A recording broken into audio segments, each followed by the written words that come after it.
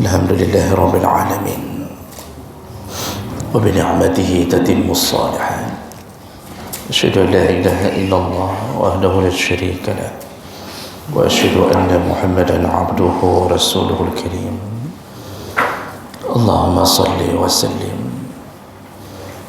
على نبينا وسيدنا محمد وعلى آله وأصحابه أجمعين أما بعد رب اشرح لي صدري ويسر لي أمري واحلل عقدة من لساني يفقهوا قولي.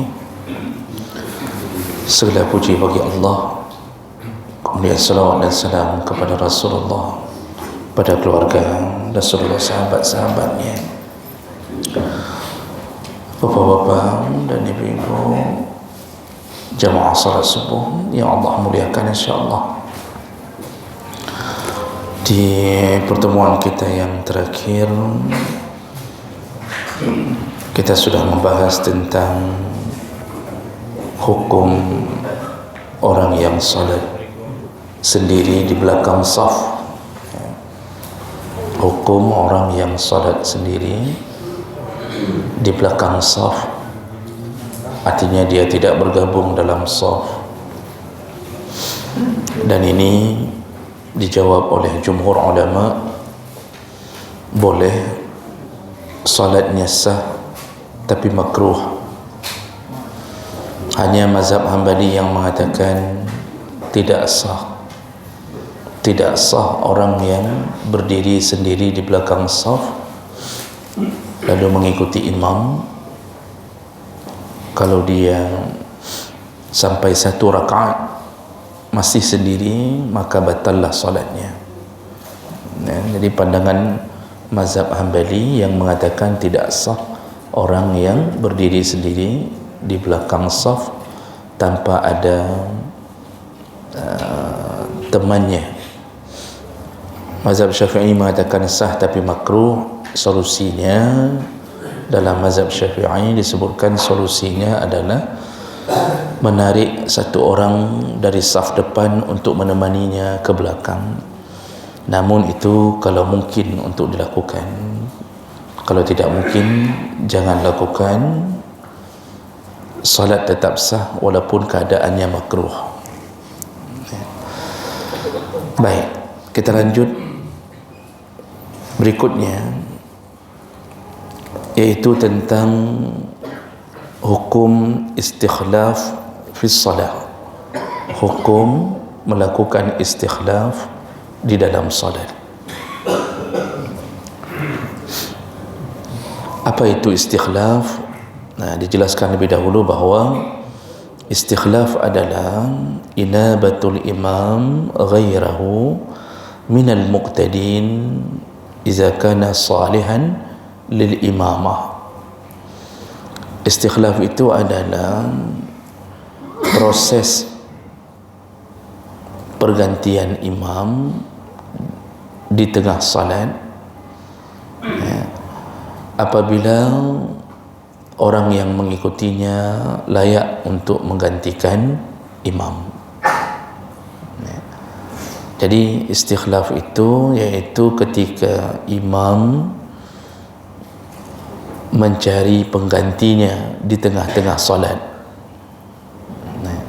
atau menyuruh untuk digantikan di tengah salat, dan orang yang ditunjuk adalah orang yang layak untuk menjadi imam.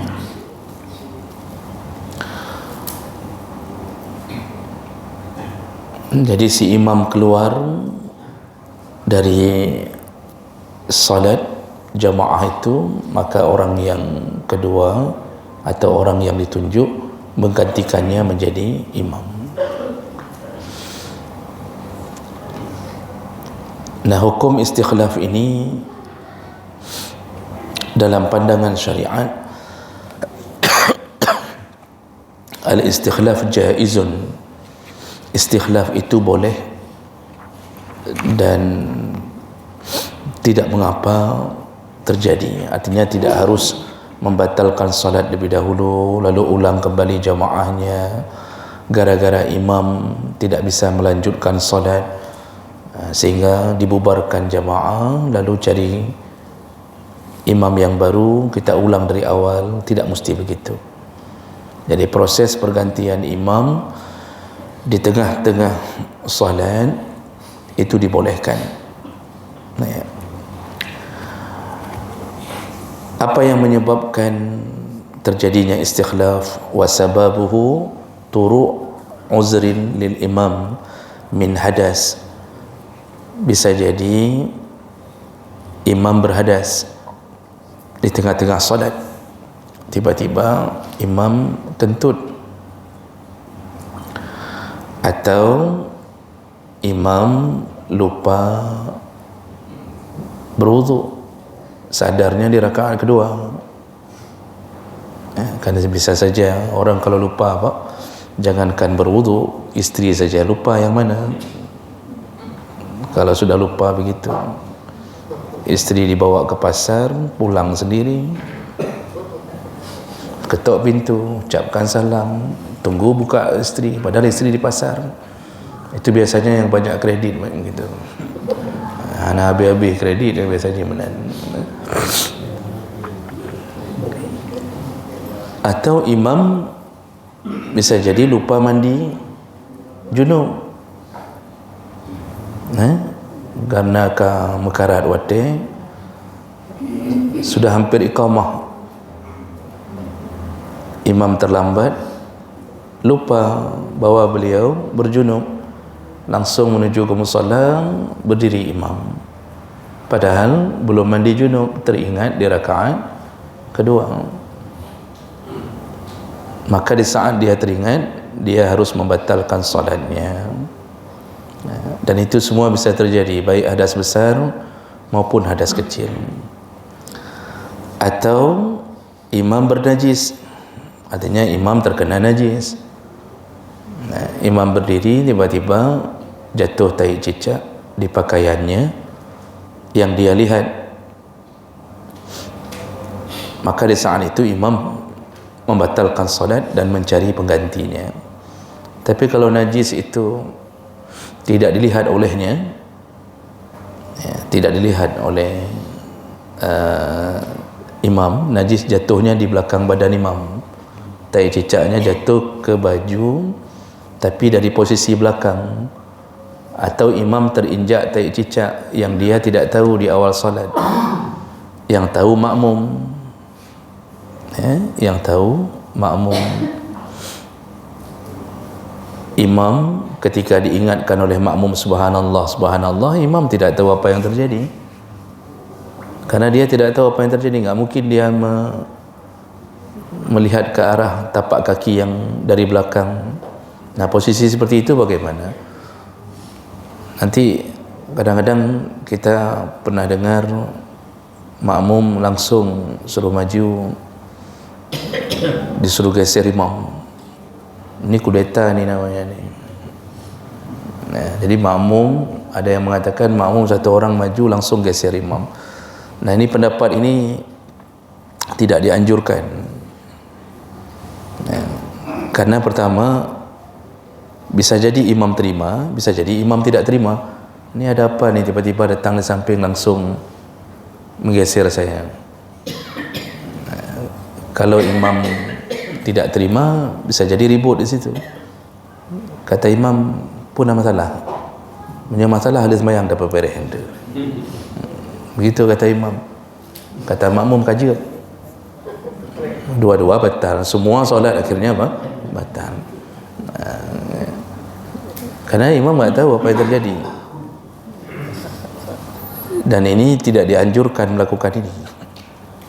Jadi bagaimana caranya? Kalau imam tidak tahu bahwa dirinya batal, terkena najis, kita yang melihat dan tahu itu melakukan mufaraqah. Ketika sudah subhanallah, imam tidak sadar dan tidak tahu, tidak boleh lagi ikut imam, lakukan mufaraqah. Jadi berniat berpisah dari imam, kita sambung salat masing-masing. Bagaimana mereka yang tidak tahu? Ini ada sebahagian di belakang imam tahu, 5 orang tahu, Kerana bisa lihat langsung tapak kaki imam. Yang di sudut kanan, sudut kiri kan tak tahu apa-apa. Mereka tidak tahu apa yang terjadi. Mereka tetap ikut imam seperti biasa sampai selesai solat. Sahkah solat mereka? Sah. Kerana mereka tetap keyakinannya imam tidak ada masalah apa-apa. Dan mereka enggak boleh ada keraguan. Al-yaqin la yuzalu bisyak.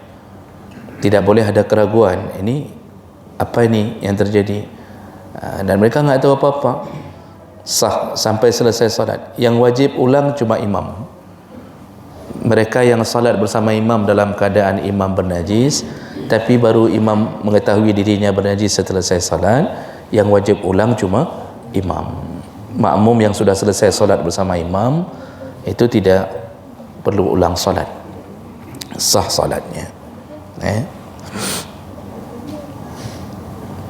Pernah ada kejadian di satu tempat di Lot Semawi, imam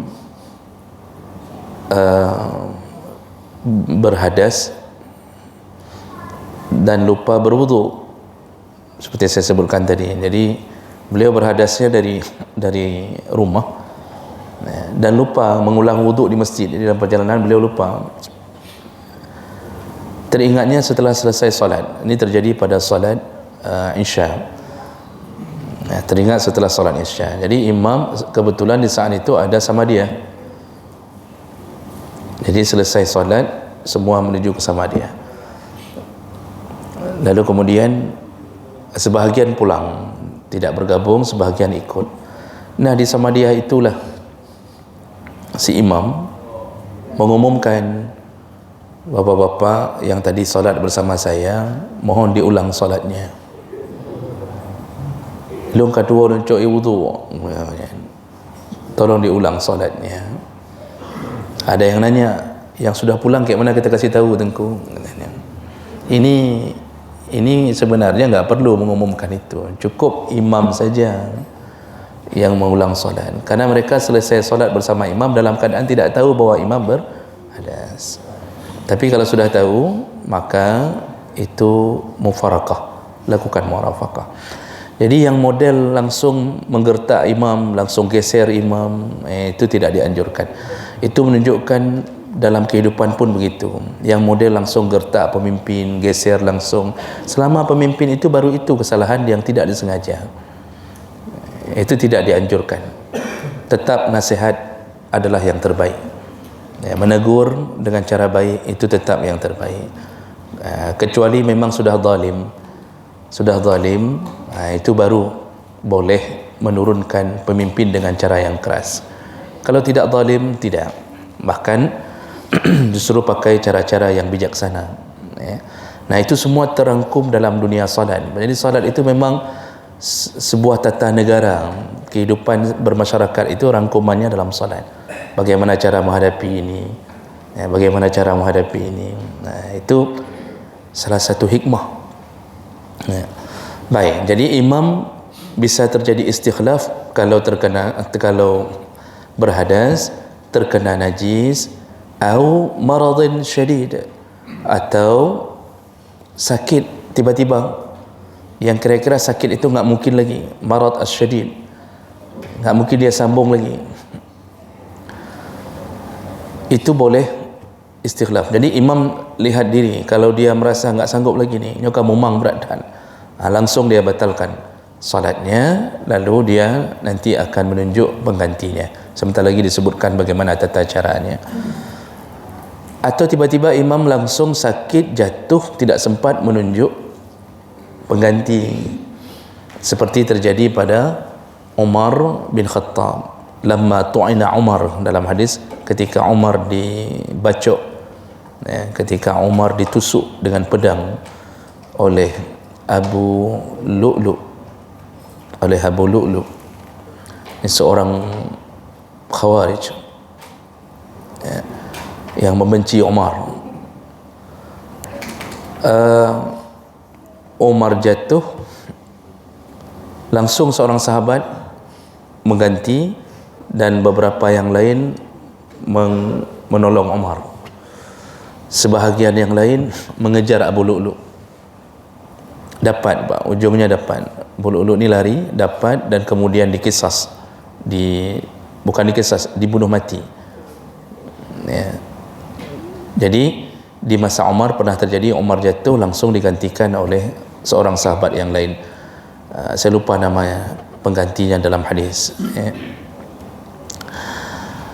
Atau ajuzun atau ajuza 'anil qira'ah al-wajibah kal Fatihah, atau imam tidak mampu lagi melanjutkan bacaan yang rukun, bacaan yang wajib seperti Al-Fatihah.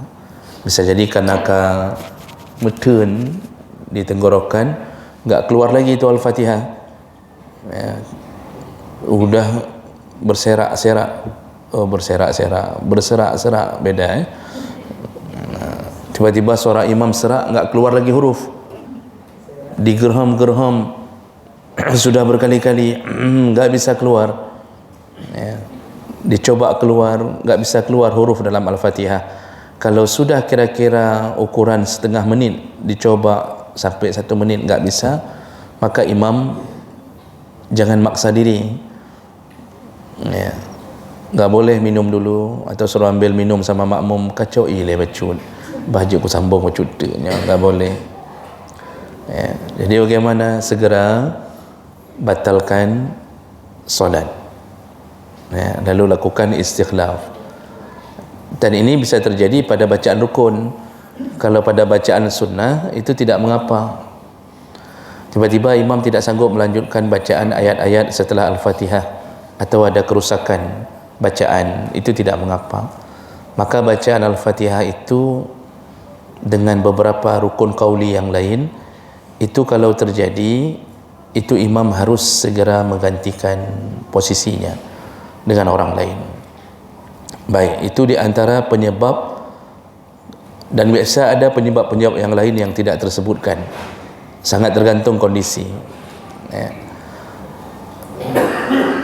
Dan bahkan nanti kita sudah pernah bahas, bahkan wajib membatalkan salat ketika terjadi sesuatu yang bisa menyebabkan bahaya nyawa, mudarat pada nyawa, itu wajib batalkan solat. Bukan sunnah, wajib. Kita sudah pernah bahas kapan wajib batalkan solat, kapan boleh batalkan solat.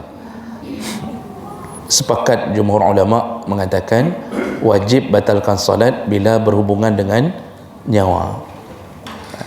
Jadi contoh gempa besar, musalla sudah menggok-gok, imam itu enggak usah tunggu selesai solat, langsung batalkan solat, dan dia bisa beri arahan ke makmum batalkan, lari semuanya.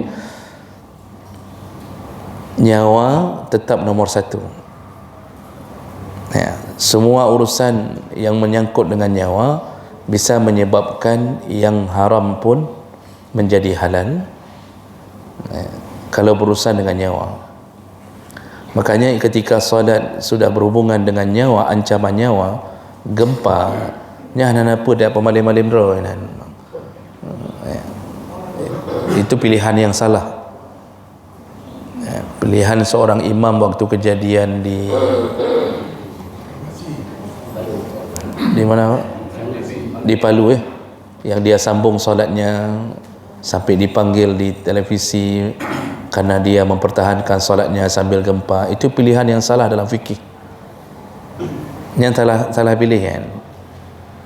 Tidak ada hebatnya di situ. Kalau mati di situ, itu termasuk mati dalam keadaan menganiaya diri sendiri.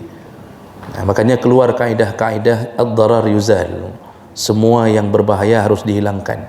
Nanti cabang-cabang kaedah itu semua bicara tentang hubungan dengan kemudaratan, harus dihilangkan. Ad-daruratu tubihul mahduran. Kalau sudah datang waktu darurat, maka yang halal pun, yang haram pun bisa jadi halal.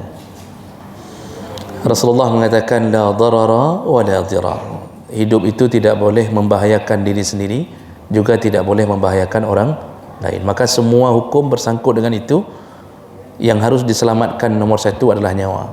Salat bisa diulang, lari. Maka kondisi seperti itu imam bukan cari pengganti lagi. Jadi nggak ada cerita imam lari lalu suruh cari pengganti, kadangkah lu nak peluang. Enggak, itu semuanya wajib lari, wajib lari.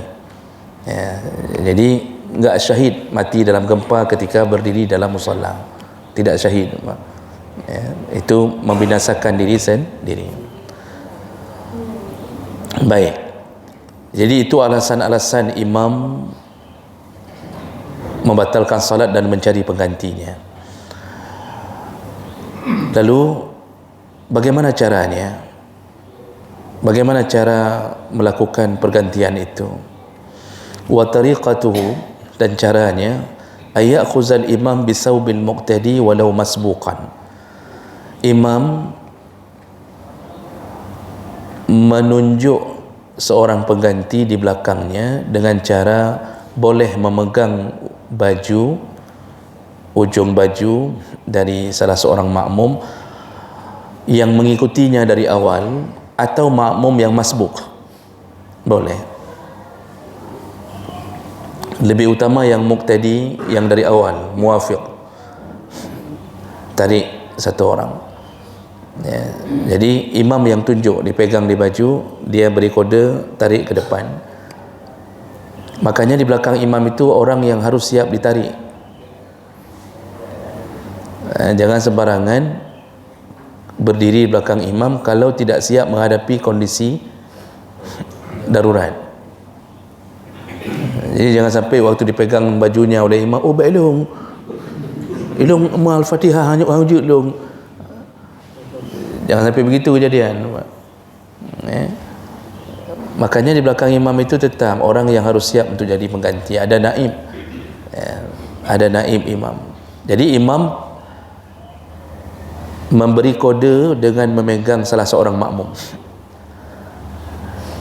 walau masbukan, walaupun orang itu masbuk. Jadi mungkin imam hari itu salat dengan dua orang makmum, satu muwafiq, satu masbuk.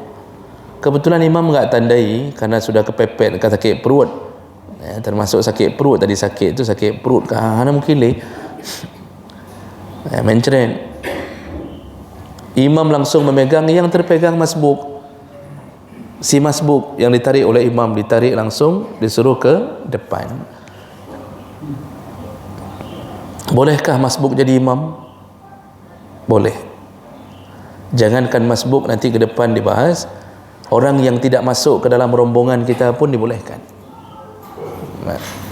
Jadi ghairal muqtadi, bukan orang yang ikut salat bersama itu. Jadi dia misal berdiri di luar itu enggak solat. Contoh terjadi sujud, waktu sujud imam tiba-tiba membatalkan solatnya. Dia mau kasih kode ke orang makmum di belakang, semua masih sujud. Contoh, tapi dia nampak satu orang yang tidak ikut solat bersamanya, dibolehkan. Atau mungkin orang itu bukan enggak ikut solat, pas baru datang, belum masuk ke barisan, langsung dipanggil oleh imam dengan kodenya, dipanggil suruh ganti sebentar. Bolehkah? Boleh, dibolehkan istikhlaf itu. Nah, bagaimana kalau seandainya masbuk? Nah, jadi di sini disebutkan dulu wa yajurruhu ilal mihrab, lalu dia imam itu menarik orang tersebut ke mihrab, itu tempat berdirinya imam. Lakinnal istikhlaf al muwafiq aula, orang yang muwafiq lebih utama untuk dijadikan pengganti imam. Jadi utamakan dulu kalau kita kenal yang ikut dari tadi takbiratul ihram bersama imam, itu yang lebih utama dulu. Atau kalau tidak ada, atau mungkin salah seperti tadi, terpeganglah masbuk. Masbuk boleh jadi imam. Tapi kan tentu kita berfikir rakaat masbuk tidak sama dengan rakaat orang yang akan dipimpinnya. Kan begitu ceritanya. Masbuk rakaat ketiga, berarti sudah 2 rakaat dia tidak datang. Tiba-tiba imam karena tidak tanda, disuruhnya si masbuk jadi imam. Si masbuk baru rakaat ke-1 bagi dia, sedangkan di belakangnya sudah melewati 2 rakaat. Ini bagaimana caranya? Caranya nanti si masbuk ketika dia solat memimpin jadi imam sampai pada 4 rakaat makmum, 4 rakaat yang milik makmum, maka makmum tetap duduk tahiyat akhir. Duduk, jangan lagi ikut imam itu, biarkan si masbuk yang jadi imam untuk melanjutkan solatnya sendiri. Dia bangun sendiri, kan dia harus tambah itu 2 rakaat lagi, biarkan dia sendiri, kita duduk saja tunggu si imam. Nanti dia duduk tahiyat akhir baru salam bersama-sama, begitu caranya, maka sempurnalah solat itu. Mungkin masalah ini jarang terdengar, tapi begitu, dan itu disepakati oleh jumhur. Dalam mazhab Syafi'i pun begitu dituliskan, kalau yang dipimpin oleh si masbuk menjadi pengganti imam. Jadi kita duduk saja, duduk sambil menunggu imam menyelesaikan solatnya sendiri. Ya, harus sabar-sabarlah, jangan sampai keluar kalimat-kalimat wagah bacu wagah bacu, ini jangan sampai keluar itu kalau sudah begitu batal. Jadi ya sabar saja, duduk di situ butuh kesabaran, Pak.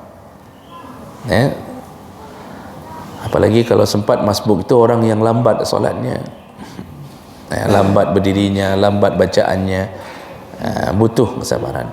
Dan jangan ditenak-tenak setelah sembahyang. Jangan gara-gara lambat itu habis solat kita katakan ikah nah, bukan lagi nyan kat sembahyang.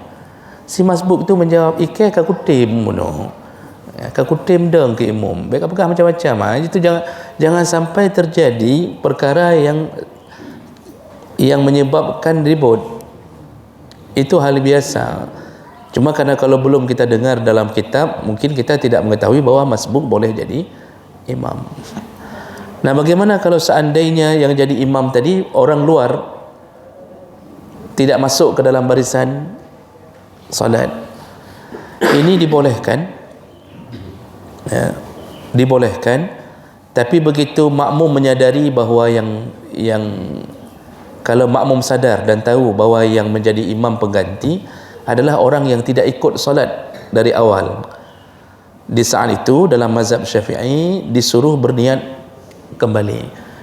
Jadi ketika kita sadar, lihat, kalau sadar, kalau tidak sadar tidak mengapa, karena ada orang yang solat enggak sadar-sadar, ana menggeduri imam sampai habis solat kita tanya naimum mana, oh malah naimum malahan kata mayang kala tapi ada yang begitu, enggak bisa khusyuk.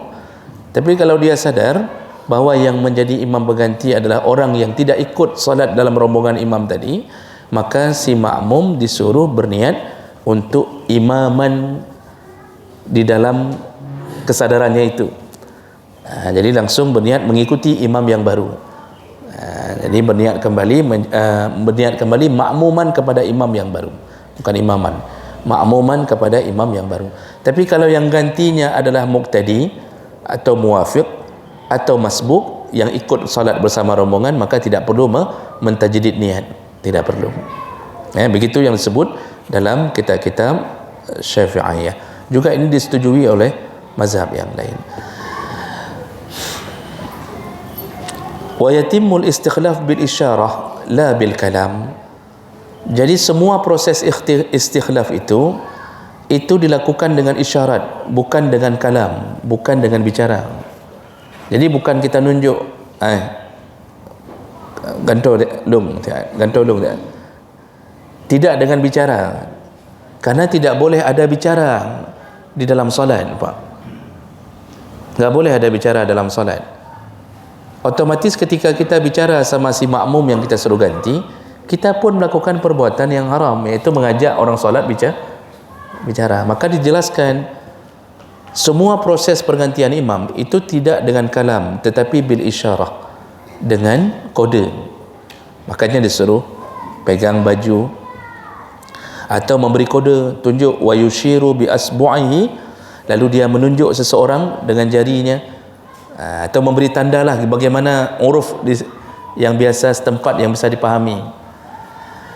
Lalu kemudian kalau orang itu tidak tahu berapa jumlah rakaat yang tinggal, maka dia memberi isyarat wa yushiru li adadi rakaat al-baqiyah, dia beri isyarat dengan jarinya berapa rakaat yang tersisa. Jadi dia kasih tahu 2 3 lagi jangan bilang di mulut lain rakaat tu, kata dia. Ini kode-kode ini kalau sesama orang solat itu mudah dipahami, tapi nanti kalau ada orang yang datang dari luar rombongan solat itu harus diberi kode dengan baik bahwa rakaat tertinggal sekian. Atau wa yadha' yadahu ala rukbatih li tarki ruku', kalau dia belum sempat ruku' maka dia memberi kode dengan cara memegang lututnya. Ini sebenarnya tergantung kebiasaan setempat bagaimana yang mudah dipahami. Jadi imam memberi kode, dia menunjukkan kode rukuk, dia nak rukuk asal begitu. Jadi semua dalam keadaan isyarat. Wa ala jabhatihi li tarki sujud, dia memberi kode sujud dengan menunjuk ke arah jidatnya.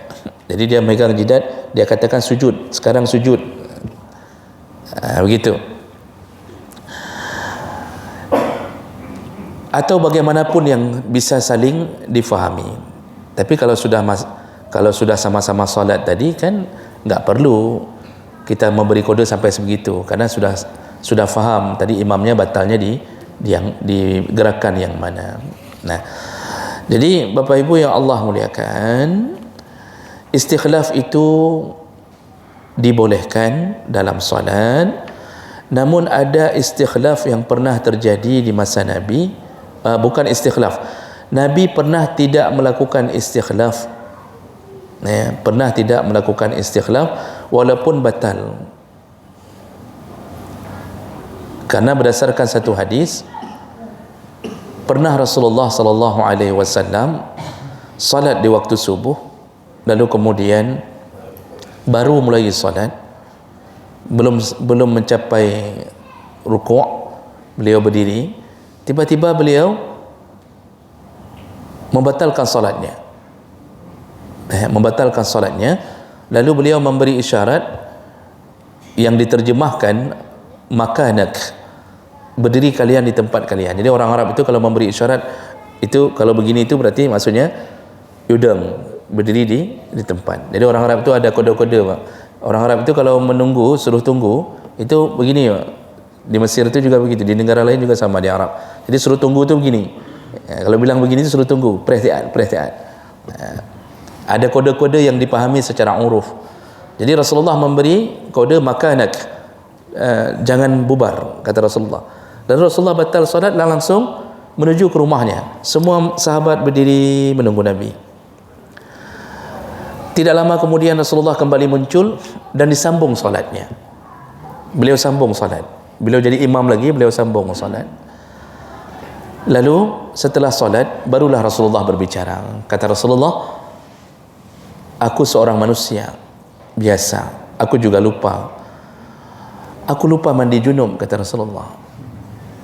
Ya, Rasulullah aja lupa mandi junub.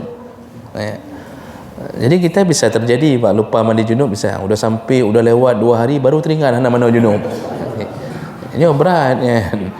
2 huruf baru teringat nak mandi junub. Itu kalau sudah begitu, wajibkah kita qada semua solat 2 hari? Wajib qada itu. Ya. Jadi yang lupa mandi junub 30 tahun yang lalu, yang diqada yang mana? Yang tidak ada hukum yang baru, tidak ada hukum yang baru. Al-yaqin la yuzalu illa bil yaqin, itu kaidahnya. Dalam qawaid fiqh, keyakinan enggak boleh dibatalkan kecuali dengan keyakinan yang baru. Kita yakin enggak mandi junub, yang tertinggal duhur, asar, maghrib, isya, 2 hari. Setelah itu muncul junub yang baru, terjadi junub yang baru, mandi kita di junub yang kedua itu mandi, berarti yang tertinggal hanya yang 2 hari. Sedangkan yang yakin yang baru adalah sudah mandi junub ketika melewati 2 hari itu, maka yang wajib diqadha hanya yang 2 hari itu, salatnya dalam keadaan tidak mandi junub. Jadi selama tidak mandi junub itu tidak sah salat. Jadi begitu. Jadi Bapak Ibu yang Allah muliakan, Rasulullah mengatakan, aku manusia biasa, aku lupa mandi junub. Makanya Rasulullah pulang, masuk ke rumah Rasulullah kan langsung di samping mihrab bersama Aisyah. Nanti isteri-isteri lain itu di belakang rumah Aisyah, tidak jauh. Maimunah tidak jauh, Ummu Salamah tidak jauh. Sekarang yang isteri-isteri jauh-jauh, isteri kedua jauh, isteri ketiga jauh. Dulu enggak, karena enggak ada ribut itu. Sekarang bahaya, Jadi Rasulullah sambung salat, disambungnya salat. Itulah yang menjadikan, kalau seandainya imam yakin bisa dipahami oleh makmum model begitu, dibolehkan imam meninggalkan tempatnya, misal lupa wudu, dia tinggalkan tempatnya, lalu dia berwudu, lalu dia masuk lagi, itu dibolehkan. Tetapi pilihan itu adalah pilihan ketika makmum sudah sama-sama faham. Kalau dulu kan di masa Nabi, sahabat mana berani melawan ketentuan Nabi, karena semua syariat memang berasal dari Nabi. Makanya sahabat bagaimanapun tetap menunggu keputusan Nabi.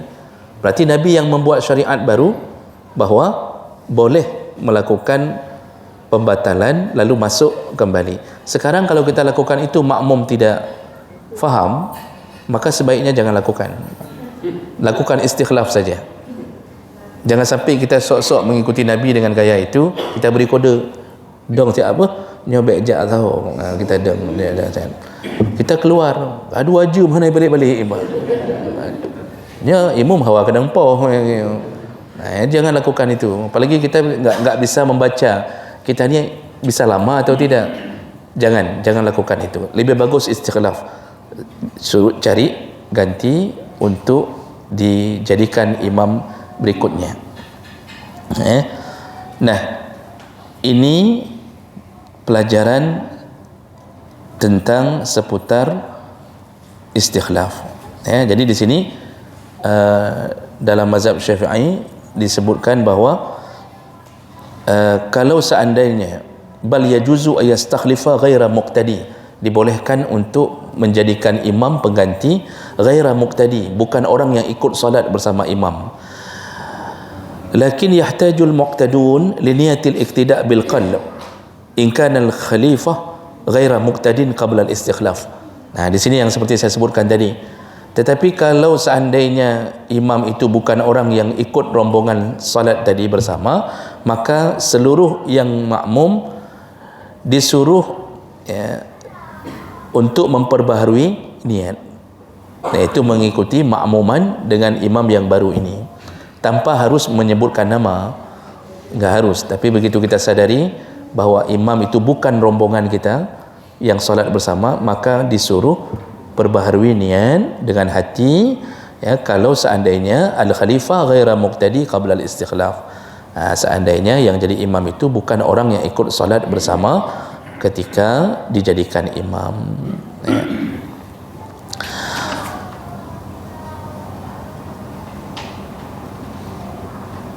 Seandainya, ini terakhir, seandainya wa iza lam yastakhlif ahadun, seandainya enggak ada yang menjadi pengganti seorang pun, imam karena menceren tadi lari, enggak sempat pun memberi kode untuk menggantikan imam, jadi imam bertuh geplung supaya enggak keluar di mihrab, maka bagus Pak, buat pintu keluar itu bagus. Harus ada pintu keluar untuk imam, karena emergency imam tu enggak tahu mau keluar ke mana kadang-kadang, kan? Yang jadi masalah pintu keluar ada, kuncinya enggak ada. Imam bingung juga, imam kan kena tebit tadi, nak getuh tebit, kuncinya enggak ada. Jadi ketika imam enggak sempat melakukan istikhlaf dan enggak ada seorang pun yang berani maju, ini yang masalah. Jadi kebetulan mungkin makmum ada sekitar 3 orang, awam semua. Arti awam enggak berani, baru ikra satu semua. Al-Fatihah enggak ada yang beres satu pun. Enggak ada yang berani satu pun. Di saat seperti itu wa atimmu salat, nawal muqtadun al-mufaraqah, maka di saat itu semua makmum berniat mufaraqah. Jadi walaupun enggak ada imam, kan dia tadi niatnya kan berjamaah, tetap harus ada niat mufaraqah untuk bisa melanjutkan solat. Maka dia berniat mufaraqah, wa atammu salatahum furada, lalu mereka menyempurnakan solatnya masing-masing, tapi setelah niat mufaraqah. Walaupun dah enggak ada lagi imam di tempat, yang niat memisahkan diri dari jamaah itu tetap wajib. Kalau enggak ada niat itu, kita langsung batal, berarti batal jamaahnya. Tapi kalau ada niat itu, berarti kita hanya memisahkan dari jamaah, berlanjut ke solat sendiri. Dapat pahala jamaah tidak? Kalau sudah berniat mufaraqah, Pak, tergantung kondisi. Kalau tadi kita solat memang tidak ada niat untuk solat sendiri, tapi solat berjamaah, tiba-tiba terjadi kondisi yang harus solat sendiri, maka jamaahnya tetap sempurna, dihitung tetap sempurna. Artinya uzurnya terjadi yang bukan kita sengaja, bukan kita yang menyengajakan, terjadi uzur secara otomatis di tempat. Kita selalu solat jamaah, tiba-tiba hari itu bermasalah, imam keluar, tiba-tiba enggak ada pengganti, macam-macam terjadi, lalu kita niat mufaraqah solat sendiri, yang pahala tetap jamaah. Jadi kalau kita orang yang sering berjamaah, terjadi mufaraqah sekali-sekali karena kacaunya keadaan, yang salat itu tetap dihitung pahalanya pahala jamaah walaupun kita sudah berniat mufaraqah. Jadi itu kalau tidak ada yang bisa mengganti jadi imam. Ada satu masalah yang terakhir, ada yang bisa ganti tapi posisinya bukan belakang imam. Hidung Pak, misalnya sini dia berdiri, yang di belakang ini nggak ada satu pun yang berani dan tidak ada yang layak untuk jadi imam. Ada satu orang yang dikenal berilmu, alim, kebetulan berdirinya tidak setentang dengan imam. Bolehkah dia menuju ke tempat imam? Boleh.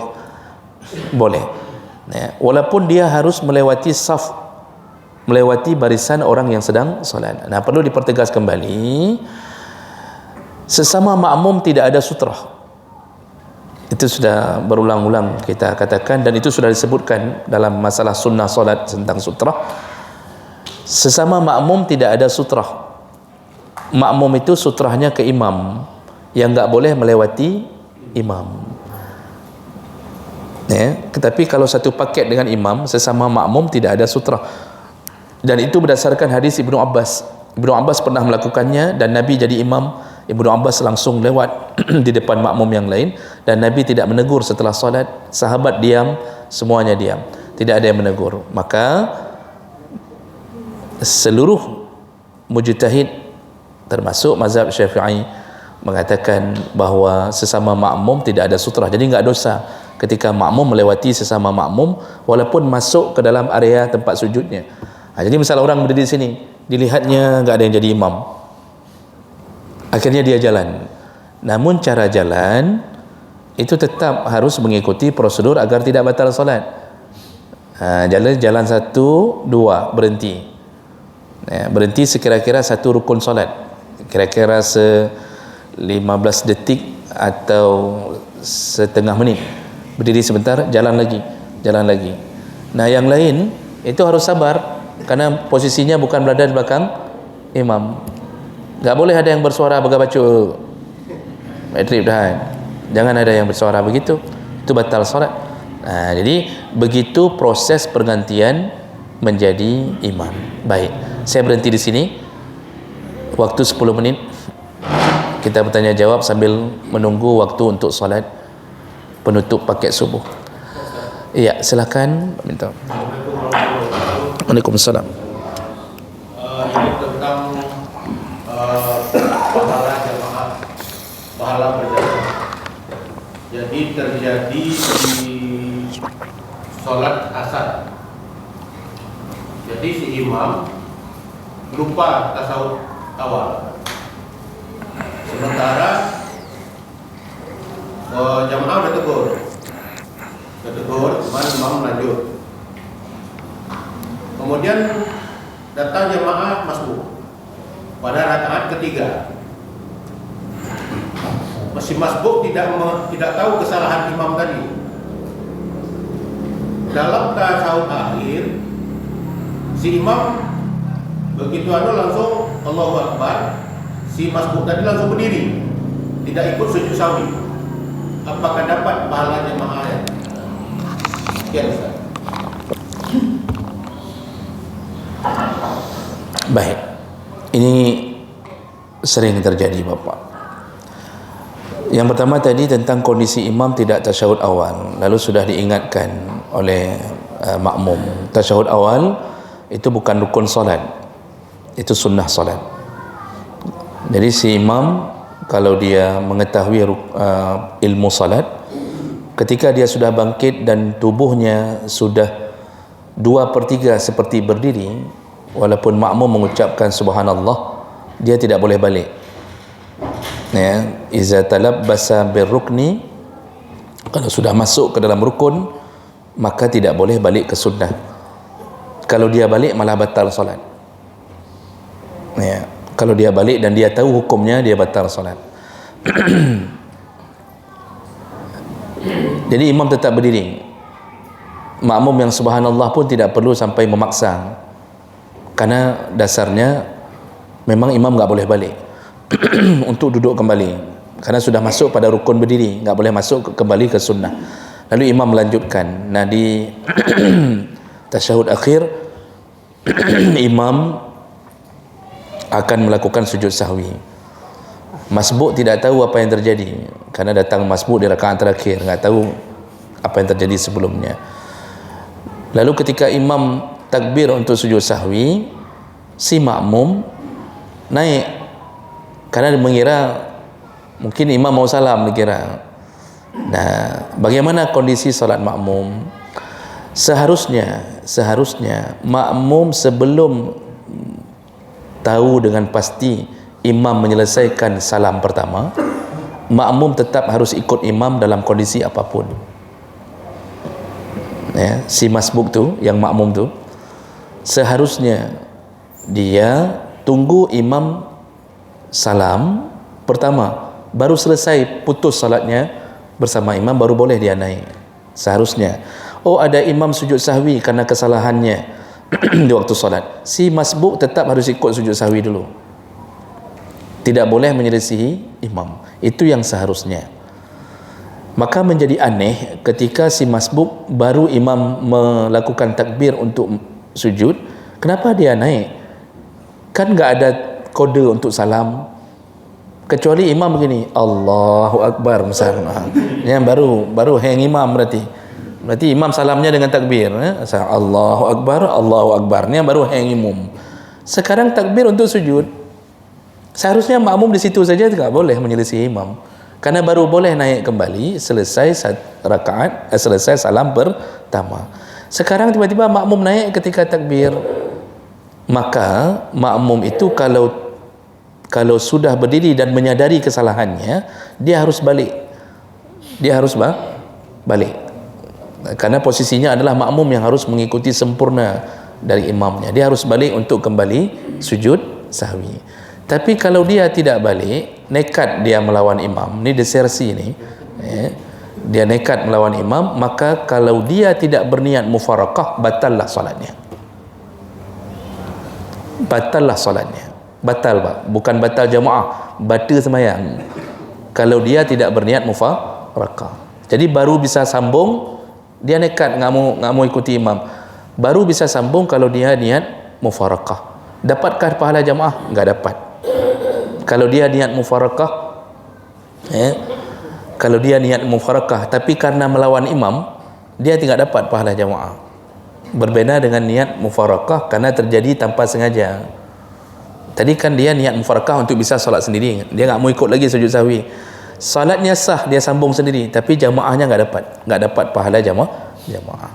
Jadi hanya kondisi yang seperti kita sebutkan tadi, tidak sengaja imam begini, makmum begini, nggak sengaja semuanya, dia niat mufarakah untuk menyambung solat, tapi dapat pahala jamaah. Tapi ini bagus ini Pak, untuk diingat kembali, makmum itu nggak boleh menyelisihi imam sampai selesai berpisah dari imam. Jadi baru solatnya tidak bermasalah. Jadi kalau imam punya masalah sendiri, dia sujud sahwi, yang kita nggak tahu apa-apa tentang kesalahan imam, itu nggak bisa berprinsipnya kan salah rogi, pandai nak salah tanya. Nggak bisa begitu. Tetap wajib taat pada pemimpin. Walaupun pemimpin punya salah sendiri, yang kepemimpinan dia tidak boleh dilawan, kecuali dia yang melakukan kezaliman itu. Kalau dia menyadari kesalahan, kan sujud sahwi itu seperti pemimpin taubat ceritanya itu. Udah tahu salah dia sujud sahwi, berarti dia seperti orang taubat. Pemimpin yang taubat tetap kita harus taat. Pemimpin zalim tidak taubat-taubat, pertalite tidak turun-turun, nah itu baru bermasalah. Nah, jadi tidak dapat pahala jamaah kalau dia tidak kembali ke menuju imam. Begitu yang saya tahu. Wallahu a'lam. Nanti kalau kurang pas-pas nanti tanya sama Tengku Fajri yang lebih mafhum lah tiga tu. Punya anda jina yang hana-hana apa. Ada lain Bapak Ibu? Ya, silakan Pak Jul. Tadi bagi yang masbuk, apakah naik untuk melanjutkan rakaat selanjutnya setelah imam salam, apakah menunggu salam pertama imam atau salam kedua imam? Karena salam pertama itu wajib, salam kedua sunnah. Dan yang kedua, saya sering melihat imam ketika habis salam menggeser posisinya sedikit. Ini untuk apa ada sempurnanya atau ada kegiatannya atau hukumnya bagaimana? Baik. Masbuk, ya, orang masbuk kapan boleh naik setelah salamnya imam? Yaitu ketika selesai salam pertama. Karena salam pertama itu yang wajib, salam kedua itu sunnah. Habis salam pertama, enggak sampai salam kedua, masbuk sudah boleh naik untuk menyambung solatnya. Jadi enggak boleh naik, enggak boleh berdiri sampai imam menyempurnakan salam yang pertama. Oh, mau menunggu salam yang kedua, itu lebih bagus, yang lebih taat. Tapi tidak mengganggu bagi mereka yang sudah melihat imam sudah selesai salam pertama. Nah, kemudian pertanyaan kedua. Apa tadi pertanyaan kedua, Pak Nyun? Imam kita lihat setelah salam Geser. posisi. Oh, imam selesai salam, lalu dia rubah posisi duduk menghadap ke arah makmum. Itu hadis Nabi. Nabi melakukan itu. Ya, dan Nabi selalu melakukan itu. Dalam beberapa riwayat hadis menyebutkan Rasulullah selesai insarafa min salati, kalau sudah selesai salam selesai dari salatnya, dia menghadapkan wajahnya ke arah makmum dan lebih ke kanan. Jadi bukan lurus ke sini, tapi lebih ke kanan, mereng ke kanan.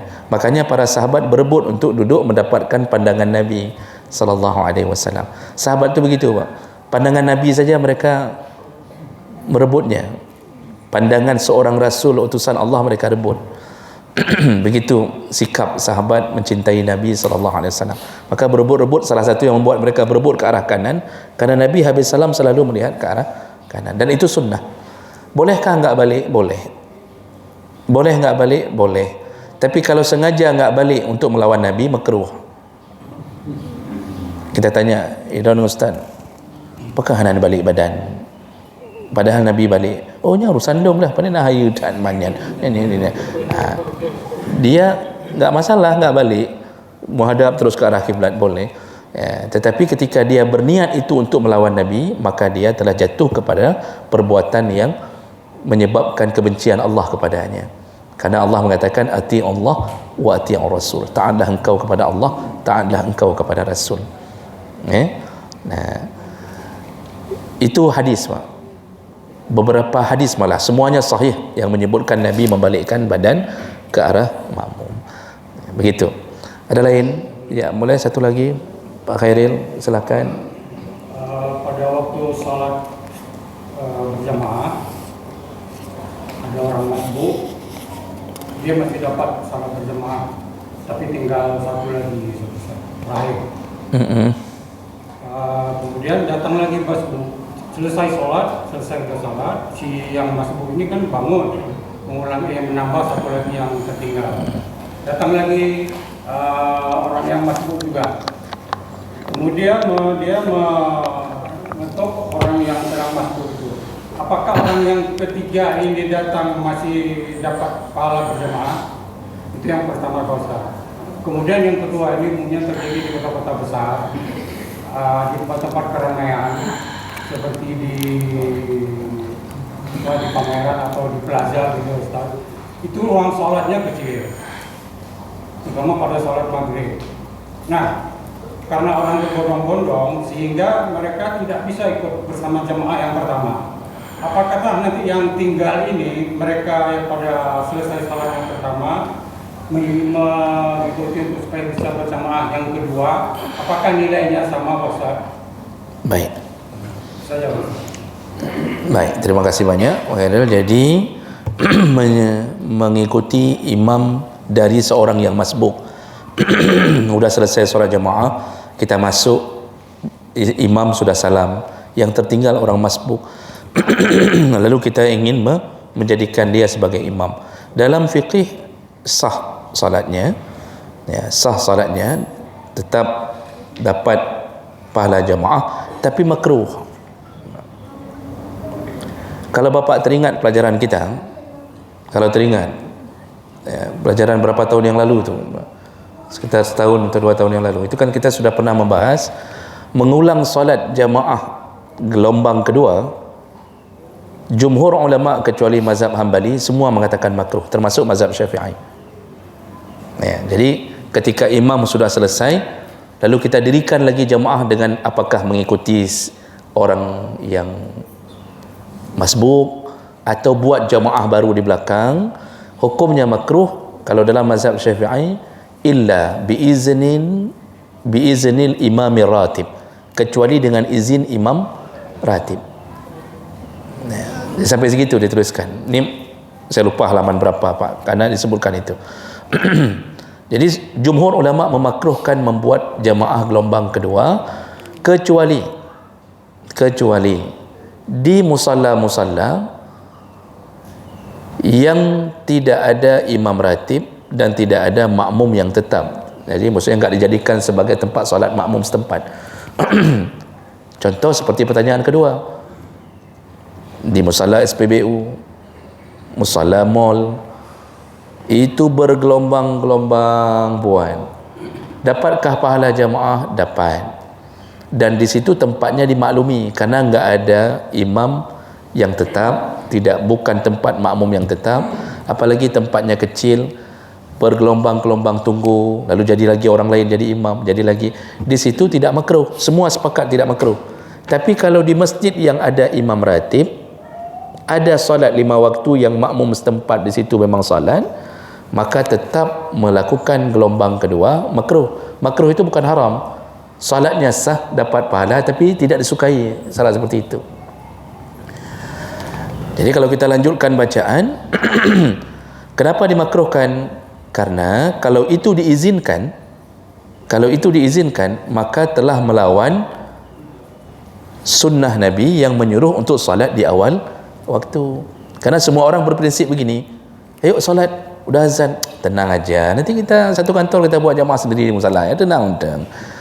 Nanti gelombang ketiga juga begitu, nanti begitu juga, anda semayang, nanti mentang popoh leh dah bagak jamaah dro tu, sama aja tu, enggak sama, hanya yang paling afdal tu yang datang di waktu azan. Maka karena hadis itu semua imam mujtahid mengatakan makruh.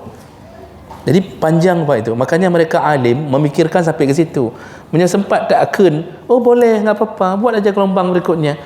Maka apa manfaat Nabi menyuruh solat di awal waktu kalau dianggap itu sama? Makanya solat itu dibenci walaupun sah. Jadi bagaimana pilihannya? Pilihannya solat sendiri lebih utama dalam pandangan jumhur. Kalau berada di masjid yang kita sebutkan tadi, masjid-masjid yang ada imam ratib, kecuali minta izin dari imam ratib, kata mazhab Syafi'i dan mazhab Malik. Mazhab Syafi'i dan mazhab Malik mengatakan kecuali dengan izin imam ratib. Jadi datang tu dulu tu rombongan yang terlambat dari kantor tu, kadang-kadang disekak sama bos, enggak boleh keluar dulu, datang belakangan, temui imam ratib, Ustaz, dengku kamu boleh izin nak pedang jamaah tu. Izin dulu dalam mazhab Syafi'i baru lakukan. Itu hilang makruhnya di situ. Begitu Pak.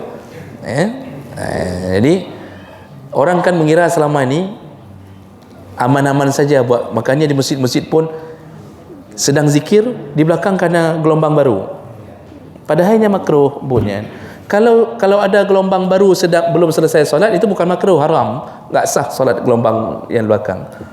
Kalau imam belum selesai, belum salam, tak pula gelombang baru, itu bahkan haram dan batal solatnya. Tak boleh ada dua jamaah bersamaan di dalam satu masjid. Jadi sebenarnya salat sendiri di saat itu walaupun tak dapat pahala jamaah, lebih utama daripada melakukan jamaah baru tanpa izin dari imam ratib. Wallahu a'lam bissawab. Begitu yang kita tahu, dan insya-Allah kita sambung di pertemuan yang akan datang. Ini pertemuan yang akan datang kita sudah mulai masuk ke dalam bab salatul Jum'ah, tentang pentingnya salat Jumaat, tata caranya, sesuai dengan pengetahuan dari mazhab yang ada. Demikian, semoga yang hadir Allah telah catatkan pahala. Semoga Allah mengumpulkan kita kembali di dalam surganya. Amin ya rabbal alamin. Subhanakallahumma wa bihamdik, asyhadu an la ilaha illa anta, astaghfiruka wa atubu ilaih. Wassalamualaikum warahmatullahi wabarakatuh.